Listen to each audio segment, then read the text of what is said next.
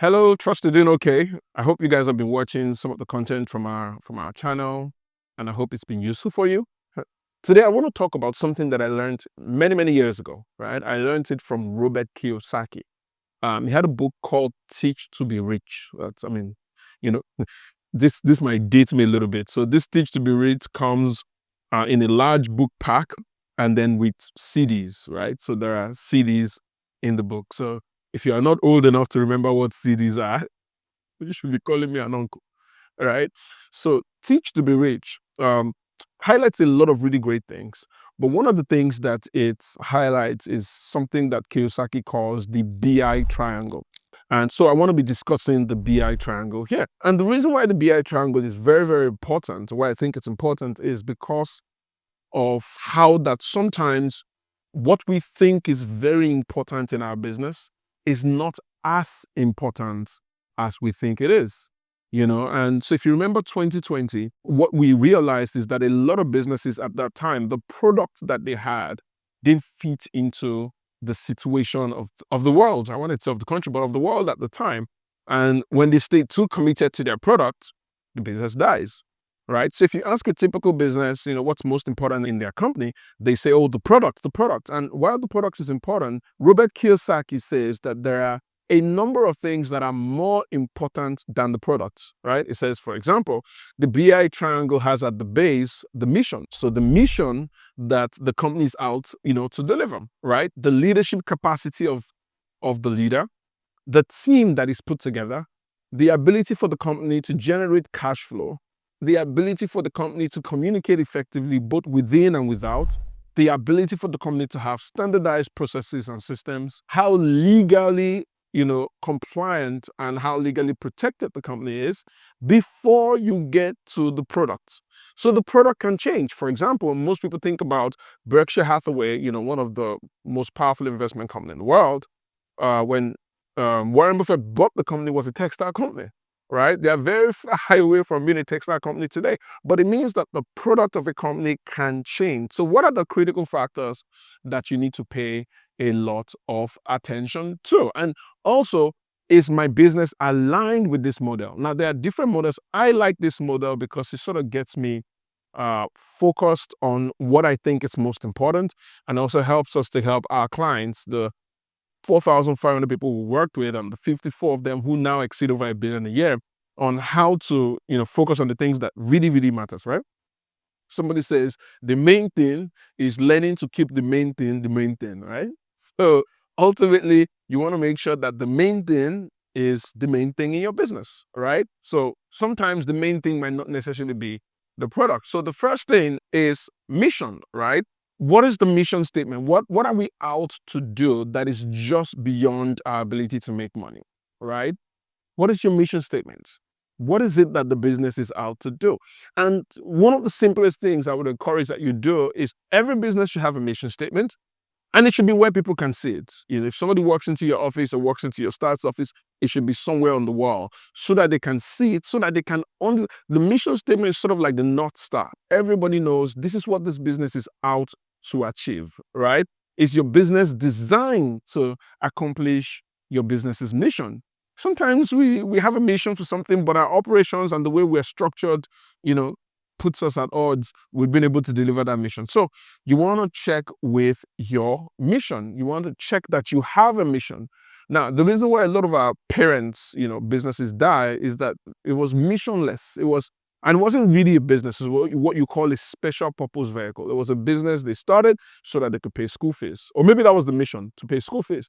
And so when the business reaches the capacity to pay the school fees, or you get out of school and there's no more school fees to pay, the business naturally shuts down, because the desire to keep pushing, the desire to get out there to do what's necessary wins, and everybody just sort of fizzles out, right? So mission is important. What are we going out there to do? Why are we going to do it? What is it that we're trying to change in the world? What is the problem we're trying to fix in the world? And how aligned is everybody in your organization, including yourself, including the cleaner, including the CEO, whoever it is? How aligned are they? And how structured is the business to be able to deliver on that mission?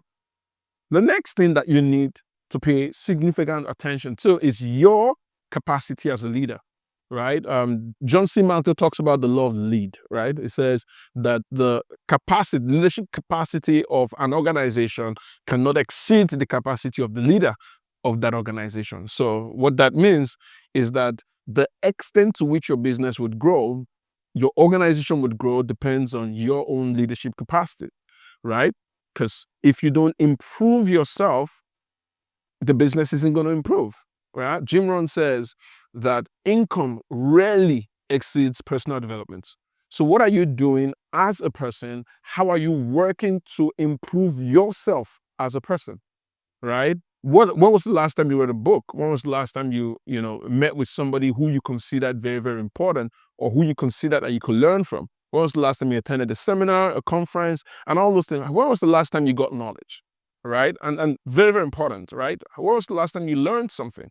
Well, maybe the last time is now because you're watching this YouTube video. But the reality is that aside from this time, when was the last time you spent some time improving yourself, deliberately trying to improve yourself? No, I'm not just talking about stumbling on knowledge and the likes. I'm talking about figuring out how you can meet somebody that can help improve your life, figuring out how you could go somewhere, go to an executive, executive program, or a business school, or meet top level business owners, whatever it is, some way to be able to improve yourself. Why? Because all depends on you. If you're not getting better, guess what? Nobody in the organization is essentially getting significantly better.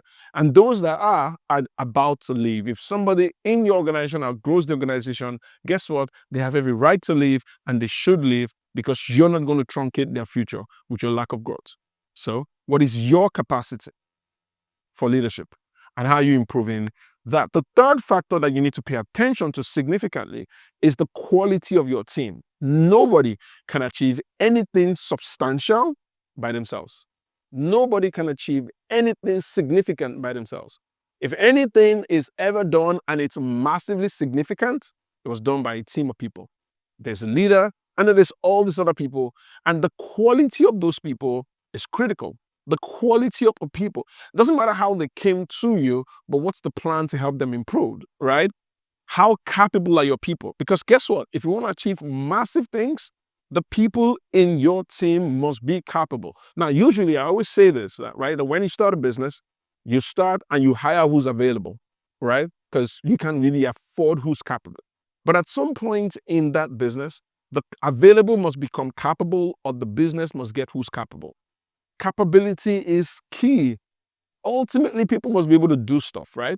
People must be able to actually get shit done. The reality is that you want to ensure that the people you surround yourself with can actually get things done, and in many cases, a lot better than you. So what that means is that now the people in your team should have capabilities that exceed yours in specific areas. The entrepreneur or the business owner oftentimes is a generalist, right? Because you started out and you're doing every single thing. And oftentimes you sort of remain a generalist, you know, and people talk about jack of all trades, master of none, but the end of that quote says often better than the master of one, right? So you want to be that generalist, but you also want to have a number of master of ones on your team, right? You need them to be able to get stuff done.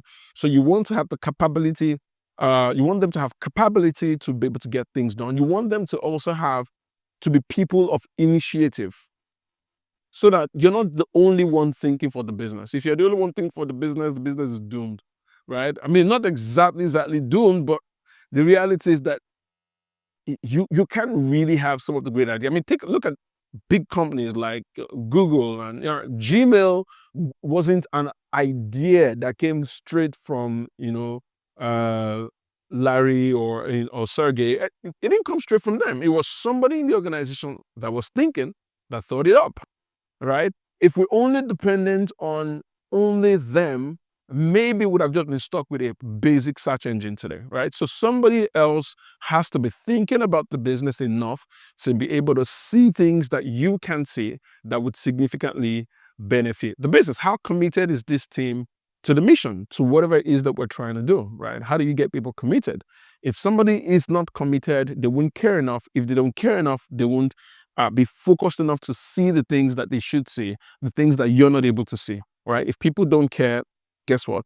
They can't have unique ideas. They can't have deep ideas. They can't even do deep work in your business. So your team is very critical, very, very critical. In fact, more critical than the product. Products can change, but you still need the team to be able to run it. The next, after you figure out the mission, the leadership capacity of you, the CEO, and the team, is cash flow, money. The business must be making money, right? The question is, what exactly brings us money? Because your business might have 10, 5, 7 products, but one of them brings you money. You need to focus on that one, man. You need to get money. You need to get sales coming in. You need to get it coming fast enough. You need to make sure that it's faster than the rate of the capital that you've borrowed, if you have. Right?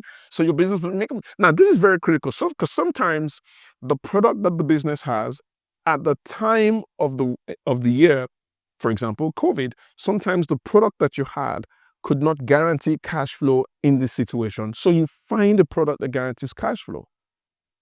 Right? I mean, I had a friend of mine who very, very, very successful comedian friend of mine. So I remember I was talking to him at the end of, I think, 2020. He had made a significant amount of money. And I was like, how do you do it? He said, well, what happened was that 2020, of course, events broke down. Nobody was doing events. And so he had to learn how to MC events, MC virtual events, right? So he had to change. He had to, he had to reimagine his product, right? Because if he stays and says, no, I'm only an event MC, and that's all I do. You understand? And then you realize that as 2020 came along, even the comedian space shifted to content, right? So a lot of the veteran comedians who, would only do stage play, stage shows and all that started doing content. Why? Because that is the product that aligns with cash flow. Cash flow. Cash must be flowing because cash flow is blood. It doesn't matter what dream you have or what future you have. You might have a bright future, but you have to be alive to get there, right? And you need blood in your veins to be alive. So you need to generate cash flow. We have to be cash flow positive. Sometimes the product that we're in the market that we're in, doesn't guarantee cash flow. So we leave that product or pause that product, reimagine our business, reimagine the product, pivot, shift, change, figure out how to make money, and then we can go back to our big ideas again in the future. So once you figure out cash flow, when money starts coming in, the easy thing that a business can lose is its ability to communicate. What does that mean? It means that if you have a great idea in your business, can the person at the least part of your business hear it? If they have a great idea, can you still hear it? Or has your business become political? Is your business now political? Right? Because sometimes as a business is making a lot of money and people are moving up, the business fractures into different, fiefdoms and different groups of people that are trying to, malign each other, are trying to scheme. You want communication to be clear, right? So you have to constantly test that we're still listening, that we're still a listening organization, we're still listening to our customers, we're still listening to the employees, we're still listening to the market, we're listening to the money, we're listening to the numbers. We have to keep listening, all right? Because everything is talking. When a business fails, it's not because someone else wasn't talking. Something was talking. The money was talking, revenue was talking, numbers were talking, people were talking, employees were talking, clients were talking, but nobody was listening. At least nobody of importance was listening. So we need to retain our ability to listen. Listening is critical. Very, very critical to our success. And so some of the biggest businesses that destroy themselves do so because they weren't listening. We have to keep being that organization that listens. So oftentimes you want to test out, right? You want to test out, are we still listening, right? If once in a while you want to, meet certain people in your organization and try and see if we're still listening to the kind of things that would make us move. I mean, think about the fact that Kodak, for example, had an R&D lab, and the R&D lab developed digital photography, and nobody was listening, right? And then the same technology destroyed them, right? So think about all of that, right? Every time a business fails, it's because somebody wasn't listening. Somebody that was important wasn't listening. And maybe because the people that were talking have been silenced in the organization, right? So once you figure that out, The next thing you want to pay attention to is systems. Now, what are systems? Systems are essentially the processes, that ensures that the business is not as people dependent as it is process dependent, right? So, and systems are actually simplified processes. So if you look at your body, right? So an organism has what you call systems, right? So there's the reproductive system, there is the respiratory system. So what's the respiratory system? Respiratory system is the organs that coordinate to ensure that we can breathe in and out, right?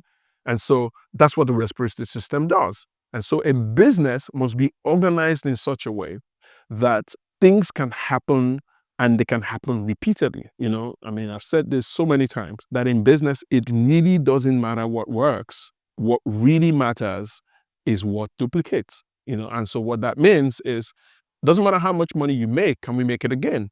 It doesn't matter how much things go great, can it happen again? The value of a business, it's in its ability to reproduce results, to reproduce events. And that's what systems do for us, right? What are the things? So what that means is that if you institute great systems in your business, the business would not necessarily miss the disappearance or the absence of a strong person, right?